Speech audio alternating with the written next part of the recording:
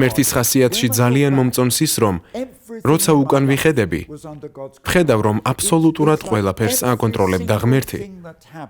თითოეული მოვლენა, რაც კი მომხდარა, ღმერთის მიერ წინასწარ იყო განზრახული. ჩვენ ვიცით, რომ ღმერთი ხედავს მომავალს, მან იცის მომავალი. თუ გაქვთ ღმერთთან ურთიერთობა, შეგიძლიათ კიდეც ენდოთ მას. ციხეში რომ ვიყავი, სრული სიმშვიდე მქონდა, რადგან ვამბობდი, მე ციხეში ვარ.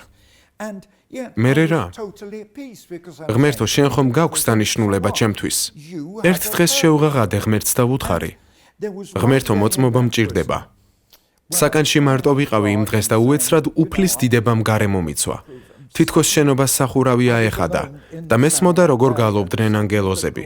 გრძნობდი ღვთის დიდებას, გადმოვხდი სკამიდან. ლურსმებიან სკამზე ვიჯექი და გადმოვხდი. მთელი ხმით დავიწყე გალობა. რა დიდი ხარ, ღმერთო, რა დიდი ხარ. ციხის საკანშიც კი ვხედავდი ღვთის დიდებულებას. ყველაზე მძიმე წუთს ვეუბნებოდი ღმერთს. ღმერთო, შენ ჩემი მამა ხარ. შენ საკუთარი ძე წარმოგზავნე, რომელმაც იცის თუ რა არის ციხეში ყოფნა და ტანჯვა. საინტერესოა, რომ ციხეში ჩემთან ერთად იყვნენ მკვლელები, ნარკოტიკების გამყიდველნი და სხვა დამნაშავენი, მაგრამ მე ვისწავლე, როგორ უნდა მყარებოდა ეს ადამიანები. და როცა ციხიდან გამოვედი, 1973 წელს, ყველა მეუბნებოდა, რა მაგარია, შენ თავისუფალი ხარ. მე პასუხს ვცემდი. უკან უნდა დაუბრუნდე. ვერ იგებდნენ, თუმცა ვეუბნებოდი. მეგობრებო, მისმინეთ. მე მიყვარს ის ადამიანები და სიცოცხლეს ვთმობ მათთვის. მინდა დაუბრუნდე. რატომ? მეკითხებოდნენ. იმიტომ რომ ქრისტე არა მხოლოდ მოკვდა ჩემთვის, არამედ აღდგომიდან 40 დღის განმავლობაში თავის მოწაფეებს ეცხადებოდა და ეუბნებოდა. მეგობრებო, მე აქ ვარ, თქვენთან.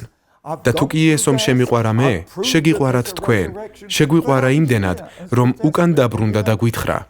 მეგობრებო, სიკვდილი დავამარცხე. კუდრეთით აღვდექი, მაგრამ აქ ვარ.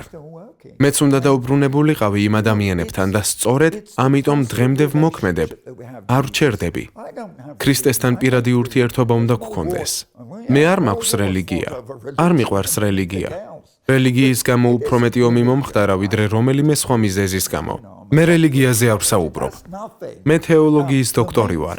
თუ სხვა ხარისხი მაქვს, ეს არაფერია. თავარია უფალი იესო. თავარია მასთან ურთიერთობა.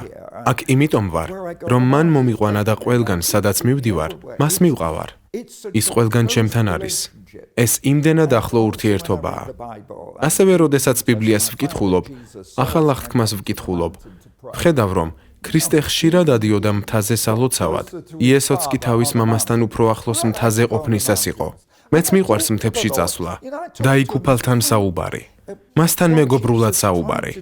ქრისტე გვეუბნება, რომ მისი მამა ჩვენი მამაც არის. ის მხოლოდ ღმერთი კი არ არის, ის ჩვენი მამაცაა, ჩვენი ზეციერი მამა. ვიცი, რომ ჩემს მიწიერ მამას ვუყვარდი, მაგრამ ზეციერ მამას მეტად ვუყვარ ვარ. ის არის ჩემი მამა. არ მგონია ადამიანებს ესმოდეთ ეს. ღმერთი მათთვის არის სადღაც შორს მყოფი, მიუწვდომელი ღმერთი. ის ჩემი მამაა. ბიბლია ურთიერთობებს გვასწავლის. ურთიერთობებს.